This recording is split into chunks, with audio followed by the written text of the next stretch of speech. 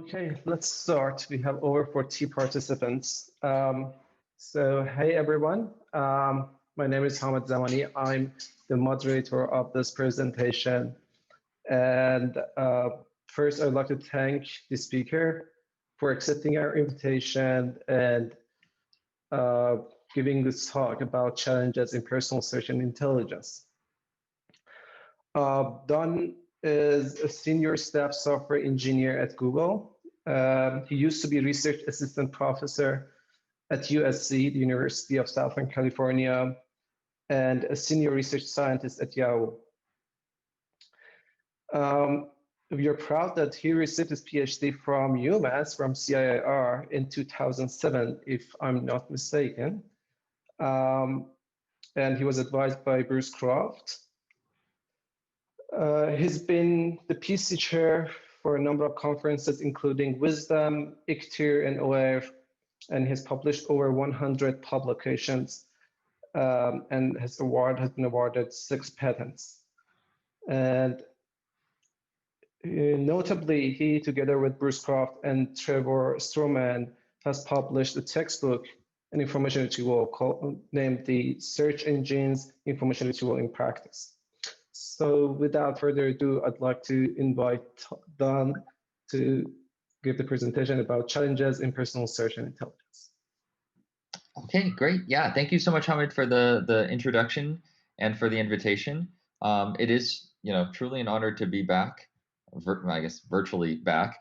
It's been, I guess, a very long time since I've visited Amherst, unfortunately. But hopefully someday I will be able to come back and actually see everyone in person again. So today I'm going to be giving a presentation on personal search. So this is work that was done primarily over the course of 2014 to 2019. During that time, I had the pleasure of leading the team that was responsible for search quality and some intelligence features across Gmail, Drive, Calendar, Groups, Sites, essentially Google's G Suite productivity suite. So this is, going to focus a lot on, kind of the interesting interactions between sort of, product and research, a heavy focus on the research side of things. And this was, work that was done by a lot of the folks that were sort of on my team. Some of them are listed here, as well as, folks who are on the research side of things, which include, Michael Bendersky and other folks over there. So without further ado, let me jump into this. So today I'm going to be talking, giving a little bit of an overview of, personal search and some of the, how this is different than web search. And this is, often the thing that confuses people a lot. So I'm going to talk a bit about that. Then I'm going to go into query understanding, techniques for personal search, some stuff on ranking, specifically around unbiased learning to rank. And then if there is time, I'll touch a little bit on contextual document recommendations, specifically the Drive quick access feature that my team heavily worked on over those years. And then I'll conclude. Okay. Let's get started. So, so personal search is essentially search over a private or access controlled corpus. So, as I mentioned, this could be things like Gmail, right, which is an email search problem, or Drive, which is more of a cloud file storage search problem. It could be your calendar, right? It could be images, or just searching on your device. So this is actually a pretty big important problem, right? Things like web search and image search get a lot of publicity and attention, but people spend a lot of time, especially in a work setting, doing finding related tasks in these corpora. So there are these reports. These are public reports that are like largely outdated, and so these numbers are quite different now. But 280 billion emails sent and received a day, 757 billion photos uploaded. Dropbox has 500 million users. Gmail has over 1 billion users. Drive has over 1 billion users. So, there's people who interact with this a lot and need to find their content in reasonable ways. So this poses some really interesting challenges. And so, this type of content is quite different than, say, news articles or web content in many ways. In that, the language tends to be noisy or informal. uh, it really depends also whether this is more of a personal setting or a work setting, right? Because in a work setting, you would expect there to be more formal language, fewer misspellings and things like this. But in your, say, personal email or personal documents and things like this, there, you may adapt, sort of the language of social media essentially to your other types of personal communication, and this makes things a little bit more challenging. The perhaps even larger challenges in this space, and the one that essentially when I was trying to recruit people to work on this, that would cause them to run for the door, was essentially the private nature of the data, right? So if you had the opportunity to come and work on a problem where you can't look at any of the data, or go and work on, say, web search where you can pretty much look at anything, right? People tend to shy away from this, but I see this as really as an opportunity and a challenge. And there's a lot of really interesting things that can be done here. So obviously, email and your files and your calendar entries and your photos and all of this stuff is super private.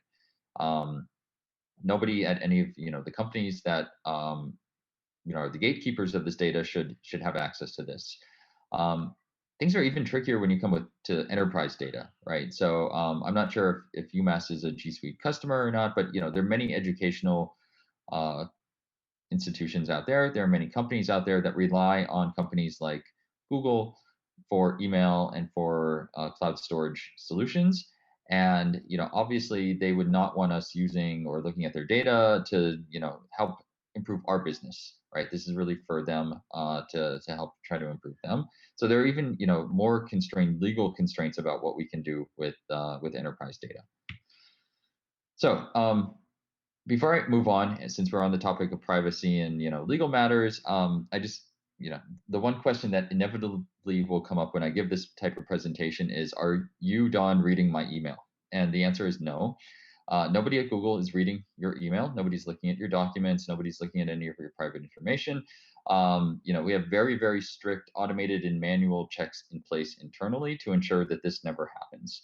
And anything that is done, pretty much everything that I'll talk about later in terms of extracting features and things like this, either leverages this notion of K anonymity, which means essentially this feature has to be present across K users, and those Ks are typically quite large, surprisingly large. Or some form of differential privacy. Although we tend to prefer K anonymity because it's a little bit simpler in terms of implementations. Okay, so nobody's reading your email, so don't worry about that. So despite that, there are some very interesting things that can actually be done here. So when it comes to personal search, and I'm going to talk a lot about email, and I'm a little bit about sort of Drive related stuff, but email's the big thing, right? Google has many Gmail users, and a lot of the effort that we spent during our time working on this was on improving the email search experience.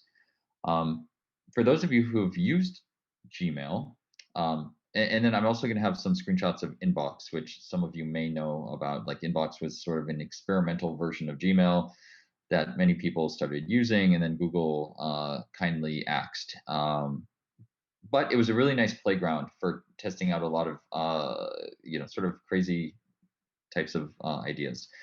One of those ideas was essentially moving beyond ranking email search by time. So that's the standard, typical. You search for your email. All it does is some sort of text-based matching of your query to the emails, and then returns those in reverse chronological order, most recent first, right? But nothing prevents us from actually doing the relevance ranking of email results. And there is some, most users within Gmail are able to get relevance ranked results as a result of the overlay. Inbox was also offering this, and I know some other, Yahoo and some other folks are also offering relevance ranked results for their emails.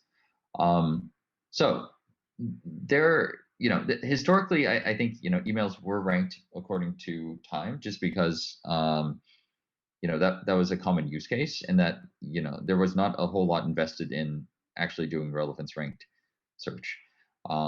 So there are some really interesting opportunities to actually do relevance ranked research, relevance ranked ranking for email specifically. And so, here are some other places, I guess, across Gmail and some of the unfortunately axed inbox product where there is relevance ranking. The one that sort of my team had primarily worked on was this one on the left, which is we call the Gmail search overlay.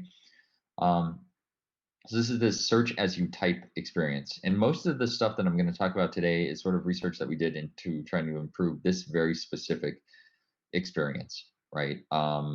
So here it searches you type, you get some variable number of email results. They also include some results to say drive documents that may match your query. And then the most useless thing in the world, search the web for this, because people want to search the web when they're searching their email, right? Okay. So then there's other UIs, this inbox UI, and other things that I think are coming down the pipe, sort of in the future here. Okay, so you've all probably used that, and you may have even thought about how is probably when you're searching for something and you couldn't find it, like why am I not able to find this when web search works so magically well all the time, right? And it turns out that there's been many sort of decades and hundreds of engineers, at least within Google, working on web search, right, to improve it and make it as great as it is today. But let's just say far fewer folks working on email and Drive and other search. Those are one of the reasons why essentially they asked me to sort of step in and help out with this, and to form a team around this, is just to really make a concerted effort to improve this. If you dig into it, you'll see that there are some really big differences between web and email search, right? So in terms of the corpus size, web is one ginormous public corpus, mostly, of content, right? Email usually is smaller corpora per user, right? So you have your small corpus, but instead of there being one or tens or hundreds, there are billions of corpora here, right? And these are each sort of walled off from each other. There are also, in terms of like document visits, the web sort of, it slowly evolves as content becomes popular and people discover it and start clicking on it and sharing it. Whereas email, there's like a very strong bias towards new content, because it's mostly folks are searching for documents, for emails that they've received either today or within the recent past, as opposed to an email that was sent to them 10 years ago. Also, when it comes to the search tasks, the web, there's a lot of kind of finding related tasks. Email, it's refinding, right? It's usually, okay, I had that email, I remember certain words from it, now I want to refind that email, as opposed to finding something for the first time, which is often sort of the web search use case. In terms of query types, there's like the standard, web taxonomy of, navigational, informational, transactional. In email, we essentially did a study to try to understand this. It was obviously impeded greatly by the privacy constraints, but almost all of the primary use case for search really in email is informational. Just, essentially finding something that you saw before and, finding content that's in it. We do find some very interesting other use cases for email, like very taily sort of things. But one of the most interesting that I found that I'll share here is that folks will search for certain services, for example, like Dropbox or Facebook or something like this, in order to find if they even have an account. Right, so it's like, oh, I don't know, like my gas company PG&E, like, do I actually have an account? So you would actually search your email to see whether or not you have an account, and then also people use this for other reasons. including stashing away their, apparently people have emails with all of their passwords, in them, and then they go and they search for things like Dropbox password. So, hoping to find magically their password in their email. So there's a lot of kind of interesting use cases and query types within email search, but most of them, a vast majority, are really just this informational type. For in terms of like signals, search signals here, the web is heavily biased towards words and anchor text and clicks. With email, yeah, we have words. There are no anchors that exist between emails, and the clicks are super sparse and cannot be shared across users, right? And then we just go on and on. Like corpus analysis and query analysis. All of the content is considered to be mostly public, with the exception of queries that contain PII or anything like that. But in the email world, we cannot analyze your corpus. We cannot analyze your query stream.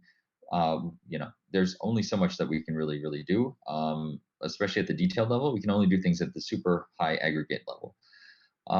Again, there's no links. When it comes to raters and getting content manually evaluated, right? On the web, there's a very standard practice that of getting query document pairs rated by a general pool of raters. But obviously, we cannot take your queries and your documents, and let alone we cannot look at them or do anything with them, and we cannot send those off to raters, right? So if we were to gather this data, we would need to ask the original user to rate this for us, and this obviously is highly challenging, if not prohibitively costly. So finally, in terms of the user actions, on the web, there's across users a lot of very dense query document clicks, and then email, again, it's super sparse. The fact that you are unlikely to issue the same query to find the same email multiple times.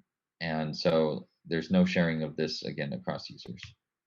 Okay, so with that, that's kind of a high-level overview of the differences, at least of the personal search space versus the more traditional and well-known web search space.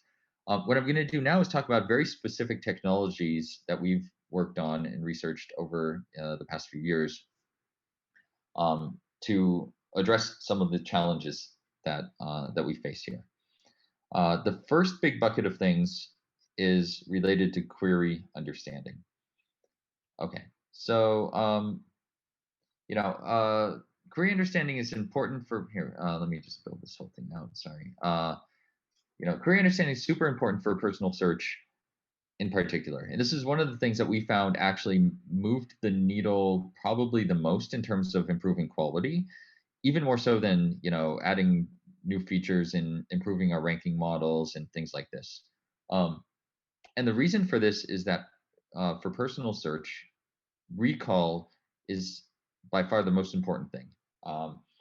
You're searching your email. There's that email that exists, or that that document exists, or that calendar entry that you just know is there, and all you want to do is find it, right? Precision doesn't matter in this case. You really just want to find that thing. It doesn't matter if it's at rank 5 or at rank 2. It just needs to show up. For this reason, we focused a lot on approaches that can help us boost the recall of our search systems. And a few approaches that we took, and a couple of which all of which I will touch upon in various extents here, is synonyms, for doing something like query expansion. Spell correction is another one, and then just doing sort of better natural language understanding of our queries. So these are all important things that have sort of really moved the needle in terms of improving the recall and the overall user experience for these systems. The other part of it is the very highly personalized nature of these tasks, right? So everything that we do, you can build in sort of a task-specific way. So I'll talk about synonyms, right? We can build one model for Gmail. We can build another model for Drive. We can build another one for Calendar. There's always going to be different, because of the query distributions are different, the document distributions are different, the term usage, everything is going to be different. So you want to build, something that's task-specific. Furthermore, you have different groups of users, right? Big important buckets of this are, companies or like functional areas. The functional areas, say like sales or an engineering department within a specific company. This could be also, sort of like enterprise users versus, consumer users, for example. And again, we found it's quite useful in order to sort of personalize the experience based on the user group. Also, there's language and locale and things like this that are also important.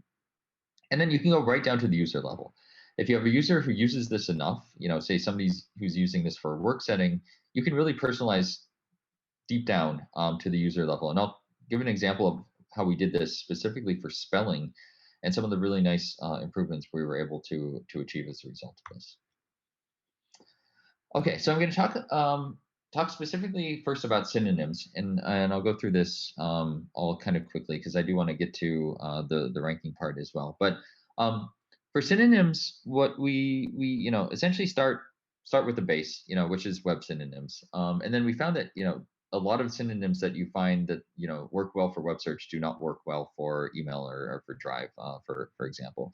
So what we did was essentially build a task-specific synonym modeling system. And since we wanted to sort of leverage the latest and greatest in terms of modeling, we decided to take this sort of deep learning based approach to the problem. What we essentially are trying to do here in this approach is learn a similarity measure between words or character engrams. So essentially, given a pair of words, let's say, or phrases, we want to be able to say that, okay, these two phrases should be close together in this sort of embedding space if they're synonyms to each other.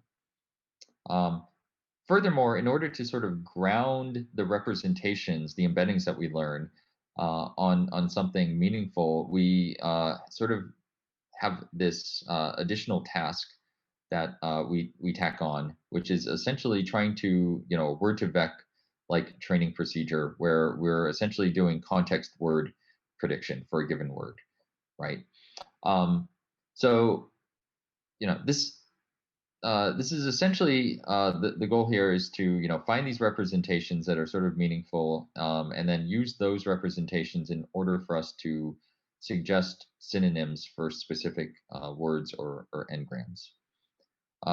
One of the tricks here is mining training data, right?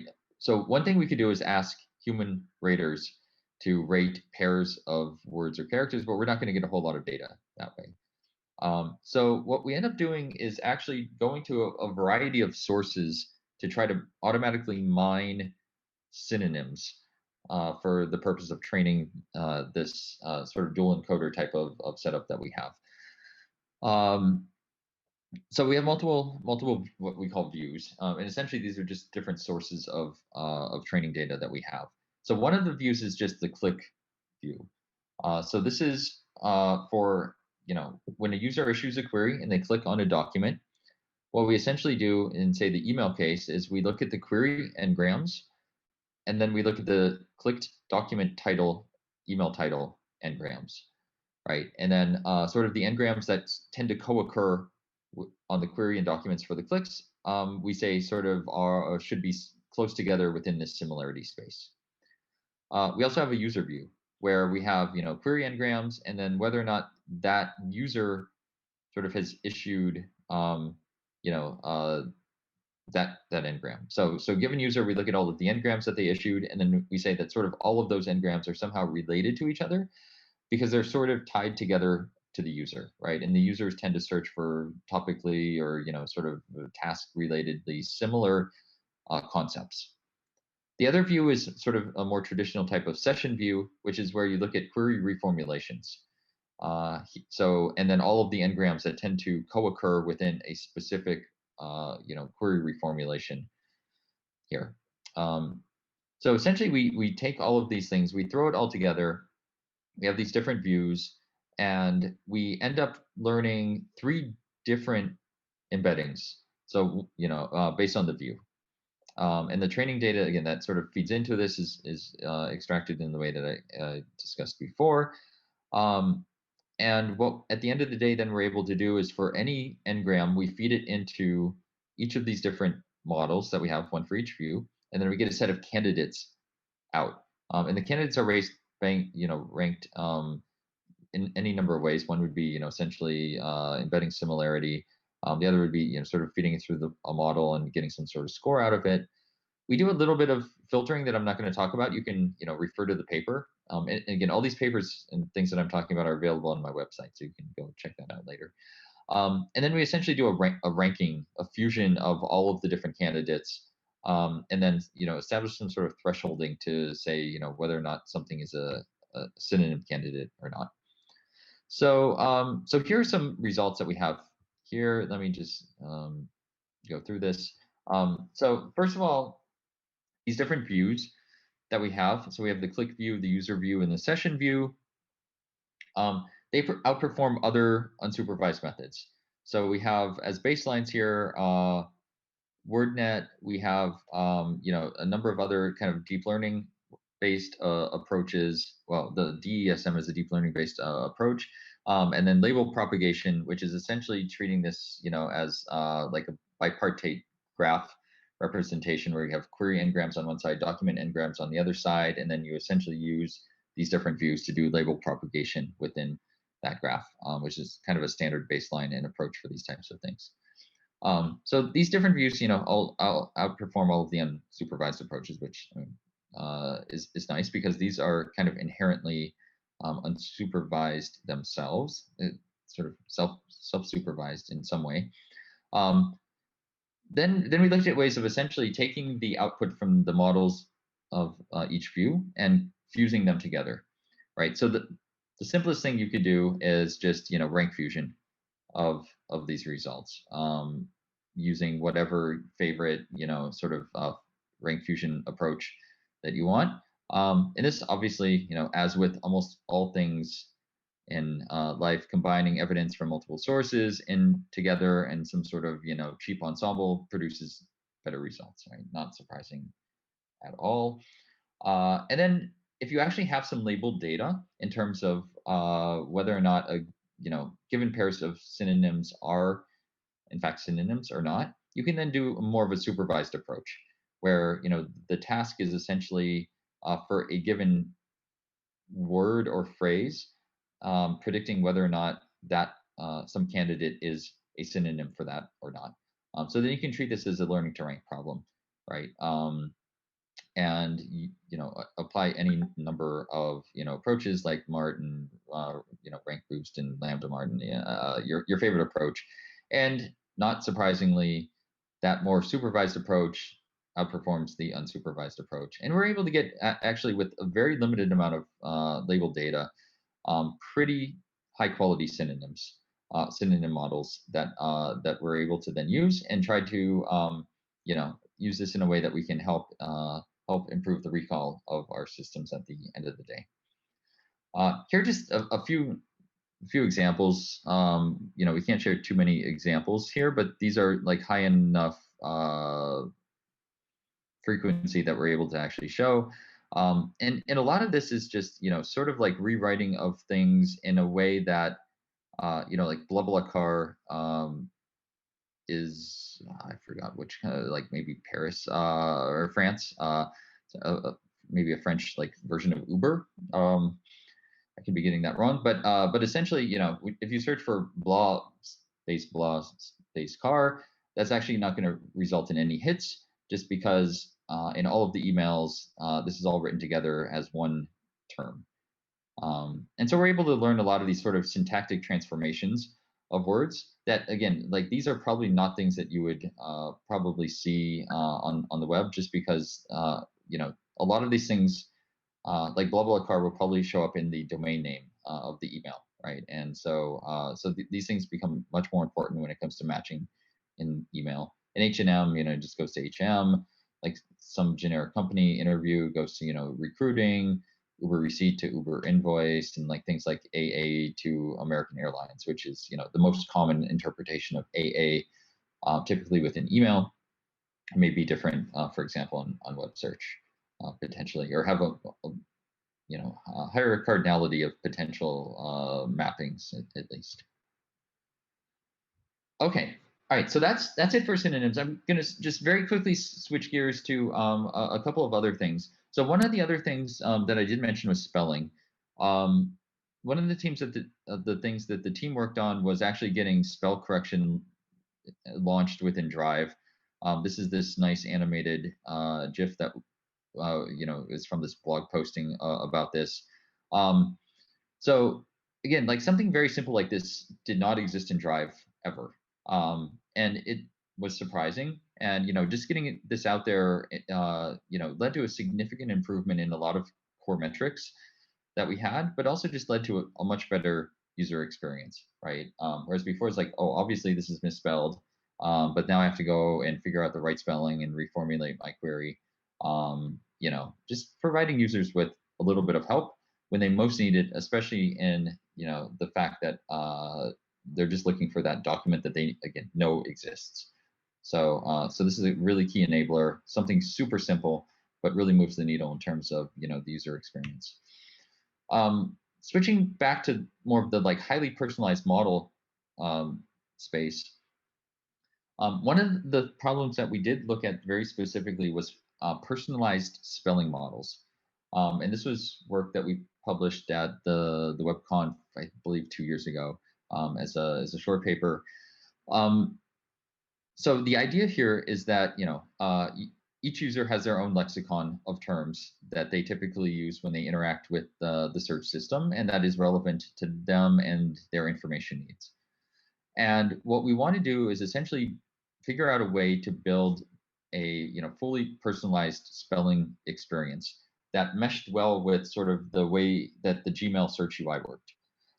So if you remember in the Gmail search UI that I showed earlier, the relevance ranked UI at least, we do sort of query completion by doing sort of search as you type. So if you start searching MET, in my case, it will likely autocomplete to Metzler. So the trick here was to essentially come up with a approach that can jointly do prefix completion and spell correction at the same time.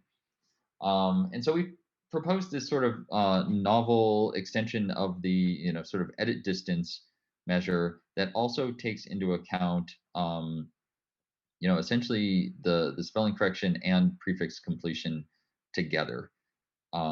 Which again, it's a fairly simple idea, fairly straightforward example or extension of the well-known edit distance.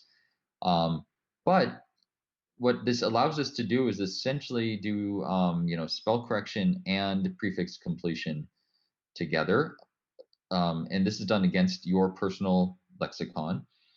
And this leads to some really pretty amazing results. These are actual live experiment results across Gmail, Drive, and Google Calendar. And these are across affected queries. So this is not across all queries. This is across affected queries. Obviously, this does not affect 100% of queries, but this does affect a non-trivial number of queries. And these lead to some like rather significant improvements in quality, just because most of the synonym models that we had and the spelling models and anything that we're doing with query expansion in the past was not personalized. And when it comes to things like your personal contacts or the names of projects you're working on or things like this, it's really important to sort of get those right. And if we have ways of actually, leveraging that personal lexicon that we know about from you, we're able to really, really improve things. One of the key metrics actually, is not, CTR is important, MRR, these things are important, but the has result rate. So this is the, essentially experience of the number of queries that actually return any results. The most frustrating experience that somebody can have when they're doing personal search is they can search for something and not get any results back. Right. The next most frustrating is searching for something and getting all non-relevant results back. But we're actually able to greatly improve the number of results that we're returning as a result of doing this highly personalized, essentially expansion of the queries by automatically spell correcting them. Okay, the very last thing that I'm going to talk about on the query expansion side is essentially this other thing that we ended up launching. This is from the same blog post. This was all sort of done together as one so-called like marketing moment that they put out. But this was more along the lines of natural language understanding for queries. And this comes up a lot within Drive. Drive has, this rich semantics, and they have all of these advanced search operators, like the type of file that you're looking for, the date it was last modified, who shared it with you, who owns it, things like this. But nobody knows how to use any of these advanced search operators. Instead, they would go and they would type very natural language things like show budget spreadsheets, and they would get no results because, of course, the search engine was dumb and was trying to actually do keyword matching based on that. So what we did was essentially come up with, initially, a very sort of grammar-based approach to this problem, which then, can easily be extended to more of a, kind of sequential learning type of sequence to sequence or sequence labeling task, for example, that can then generalize to a lot of different natural language inputs that you can do here that would essentially map that to a set of advanced search operators that would get them to exactly what they're looking for without having to memorize all of these archaic advanced search operators that we offer. Okay, so that's the end of the query understanding. I'm going to get into the ranking part of this now. So for ranking, the one thing that I talked about a lot before was that human relevance judgments are incredibly hard and or prohibitively expensive to acquire. So we have to rely almost exclusively when it comes to training and evaluating our models on implicit feedback. Typically things like click logs and other types of interactions that we logs that we have instead of these explicit judgments. So there are, a lot of issues with this. One of them is that the data is incredibly biased. There's position bias, selection bias, a lot of different types of biases in this data. And this data is incredibly sparse. Again, like the query document pairs that you observe here are, you're never going to observe typically the same query and document pair more than once. That's very rare. And so you really need to figure out something that will, generalize quite well compared to what you would get for web search. So, the big question is, how do we actually leverage this click data for personal search? And so we spend a lot of time on this in the context of, learning to rank. So, essentially what we're trying to do is take the, top n for n being, say, 100 or so results and sort of re-rank them using a sophisticated machine learned ranking function so that we can get you in the most likely relevant results at the top of the list. I'm not going to go into details. I will assume that most people know what learning to rank is, especially in this audience. If you don't, well, go learn about it some other time, but it's essentially applying machine learning to ranking. So the big problem here is essentially, fitting the, using the data that you have available to you to actually, optimize some sort of loss function, right? So the one thing that, is the big problem here is that when you have queries that have no clicks, you really get nothing useful from that interaction at all. And the reasoning is, if you look at sort of a very standard pairwise type of loss function, you're essentially looking at, preferences between documents. And so if there are no clicks, there's no preferences to infer. Even in a listwise setting, if there's no clicks, there's really nothing you can learn from the absence of information. So what ends up happening is that this creates, a selection bias problem here, where, if you have a query where, you end up getting, say, a query that you get two different result sets from, and both of them have the relevant document, which is the shaded document here at rank 1, and you get clicks on both of those documents, you get, essentially two pieces of information about that query. Whereas if you have query 2, And again, you have 2 relevant ranked results, both at position 2, but only one of those queries actually ends up, getting resulting in a click. You're essentially losing out, right? And if you use this data then for training, the data is going to be biased more towards query 1 than query 2, just because you have no idea, what to infer from that lack of click event that happened with query 2. So, what we need to do is devise ways of essentially overcoming this bias. And so there's a very standard, type of methodology for doing this. Is essentially this notion of propensity scoring, which is essentially, looking at looks at the sample likelihood versus sort of the population, likelihood here. And it gets at, the ratio between, how likely are you typically to see this in, the population versus how likely you are to see this in the actual data sample that you have from the interaction logs. Right. So this is very similar in many ways to importance sampling. And what you end up doing is essentially you can make a minor modification to your loss function in order to incorporate these inverse propensity weights. So essentially all we're doing here is we're weighting our samples based on some notion. And I'll talk a lot about like what that notion is. So the trick here is, how do you estimate these weights in order to help eliminate the bias from your training data? Okay, so essentially what we end up doing is, one very popular approach is to gather randomized data. So what you typically will do, right, is just take the score that comes back from your learning to rank system, order your results in descending order of that, and then return it to the user. That presents results in a good amount of bias because of sort of the scoring factors and presentation and selection and all of this.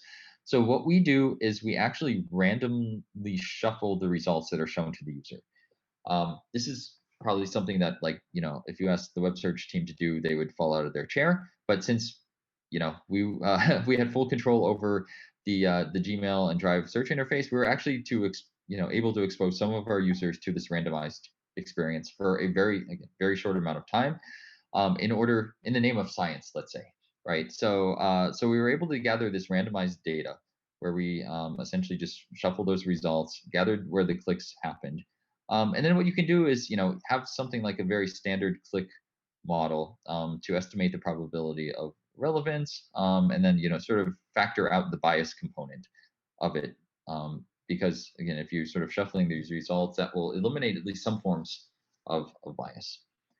So we have a number of different models here that we ended up trying. I'll go into these in very quickly so that we can get through this. The most simple thing you can do is essentially what we call the global bias model. So this bias model depends only on the position of the click. And so here what you do is you randomize the clicks, randomize the results, gather a bunch of clicks on those results, and then you just estimate what is the likelihood of seeing a click at position I. And this sort of teases apart relevance from the bias part of it. And so what we see here is, as one would expect with position bias, that position 1 gets clicked a lot more than 2, 3, and 4. And then what you essentially do is invert those probabilities, and then those are the inverse propensity scores that we use for weighting our examples. So what this essentially says is, if you observe a click at position 1, that example, when you're training your model, will get a much lower weight than a click that happened at, on a document at position 4. And the reason for this is that, if somebody actually spends the time to scan all the way down to position 4 and click on a document, then, there's actually a lot of sort of meaning and intent behind that, right? As opposed to just sort of succumbing to the bias and clicking on the first thing that they see. So those examples, that are ranked at lower positions, actually we end up weighting more when we train using this global bias model. Not surprisingly, this is different for every search system, right? So the ranking function, the UI, everything will affect this. We show, email here is Gmail, file is Drive.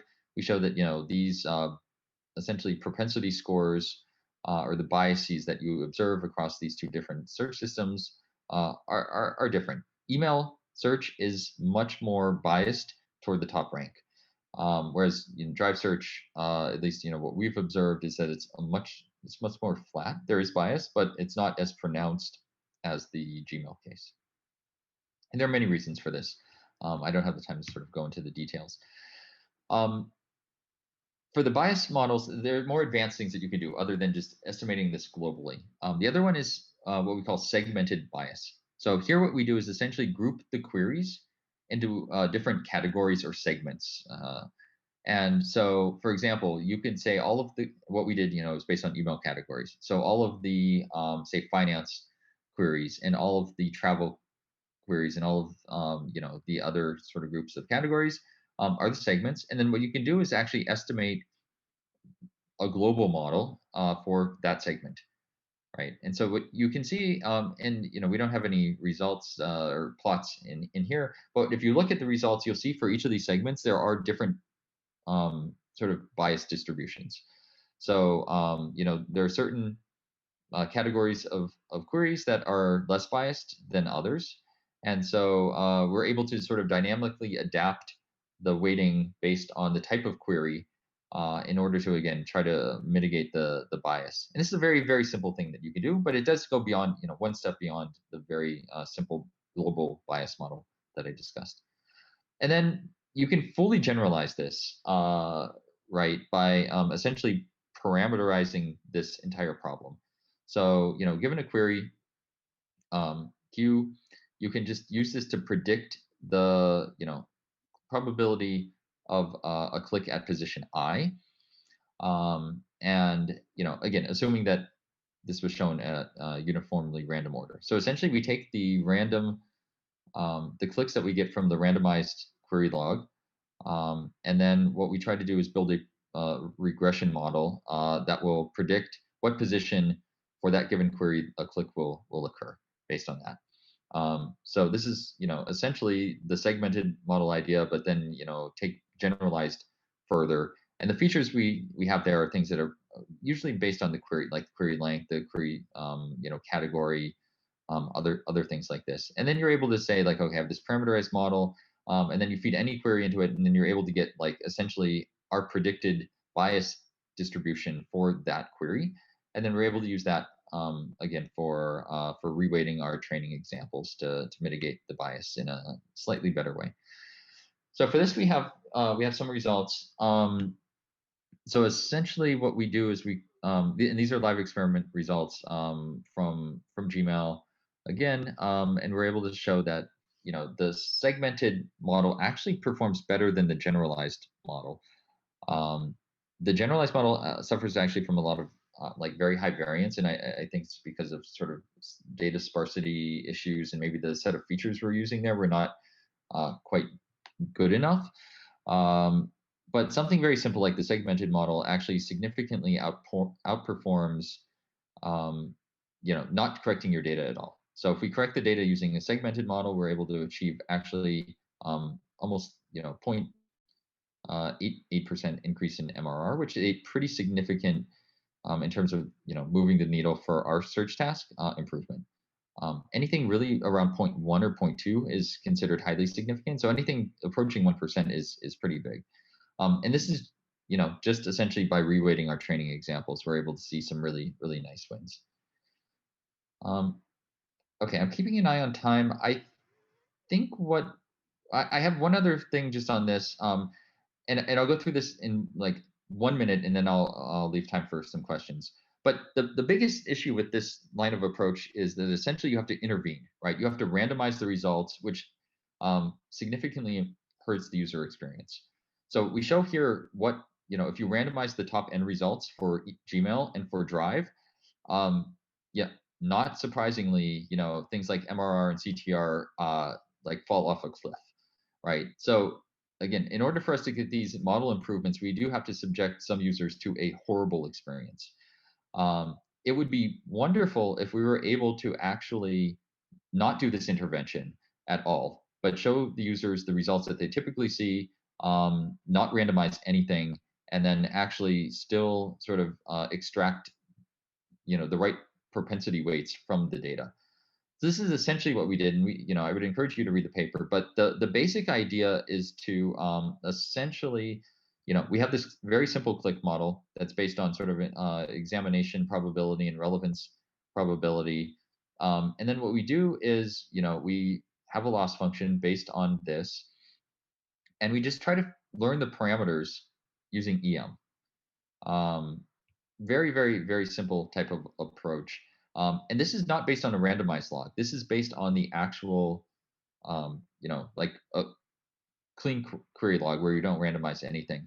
And you're actually, based on sort of doing EM in this like very interesting sort of way, able to actually extract out the bias parameters without any interventions, and which is great. There's problems with sparsity here, and there's ways that you can sort of improve this in various ways. But I'll just cut to the chase, and essentially, what we're able to do here is the dotted line is the empirical, like the actual bias. The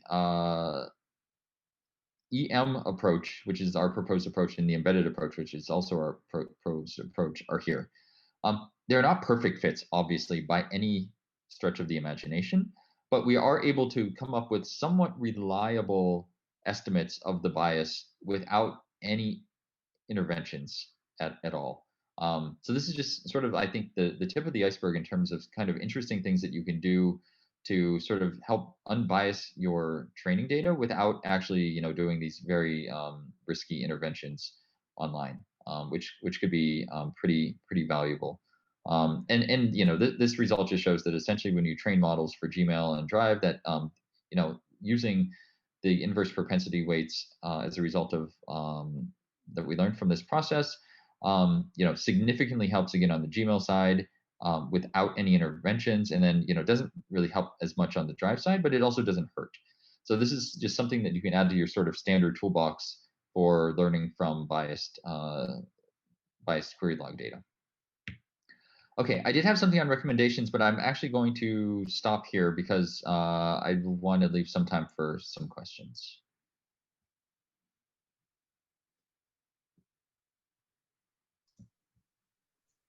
Great, thank you, Don. Thanks for the very interesting presentation. So we have about 5 minutes for questions. You can unmute yourself and ask the question, or you can write in the chat so I can read it loud. Any questions? I have a couple of quick ones. This is Bruce. Sure. Hi, Don. Good talk. Interesting. Just a couple of clarification questions. The personal lexicon in the query understanding discussion. So is that just an analysis of the words used in the user's desktop, email and stuff like that? Essentially, an automatic analysis of the words.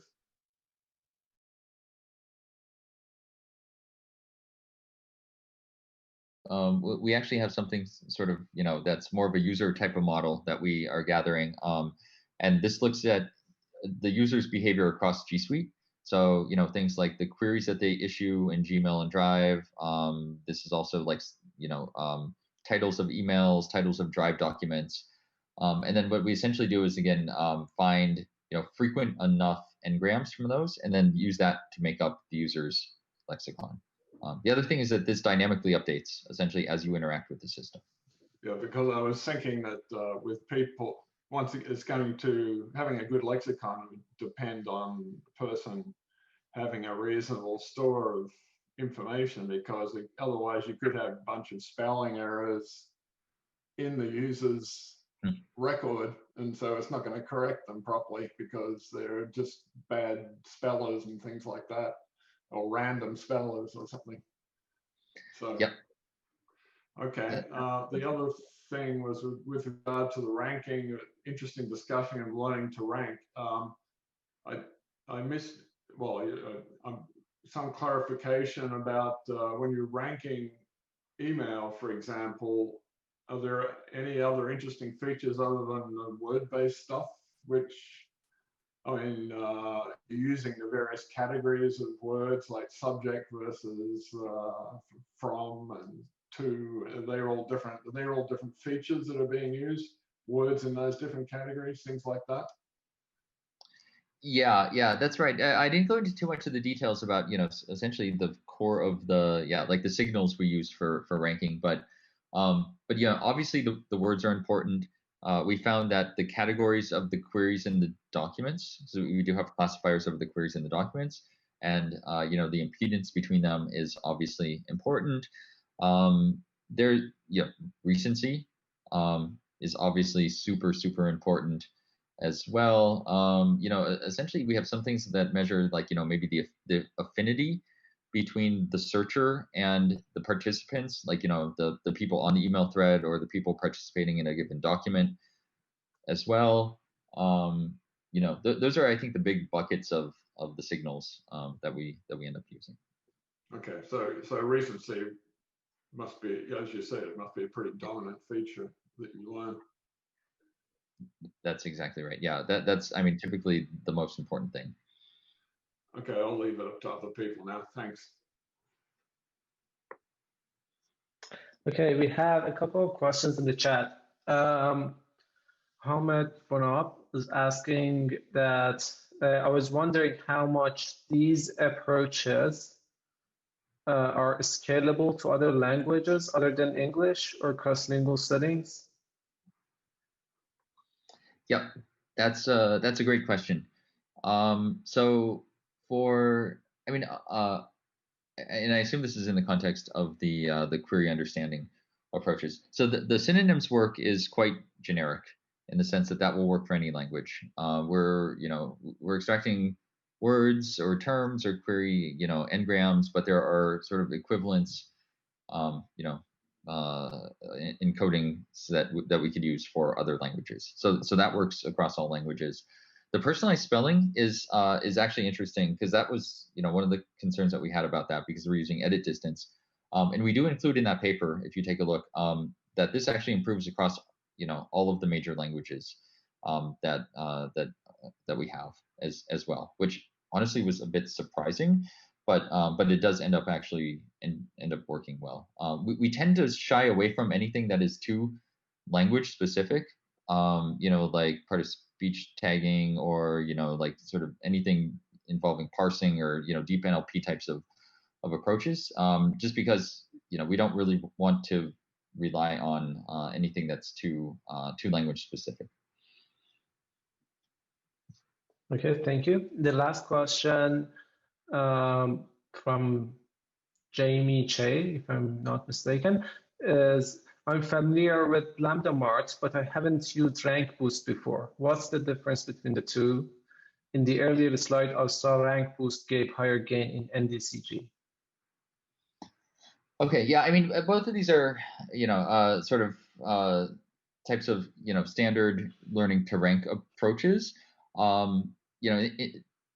There's some, differences in sort of how they end up working. I won't go into like the details here, but I think the common thing that you'll see with these approaches is that there's no silver bullet, no one, unfortunately, will work well across all of your tasks. And so in order to, I guess, get a sense of what worked well for the synonym task, and also to primarily appease the reviewers, we tried everything in the kitchen sink and included that in our results. Okay, great. Thank you. Again, I really appreciate that you have accepted our invitation. Thanks for the nice presentation. And in 2 weeks from now, we'll have Live Azopardi as our third speaker in the CIIR talk series. And thanks everyone for joining.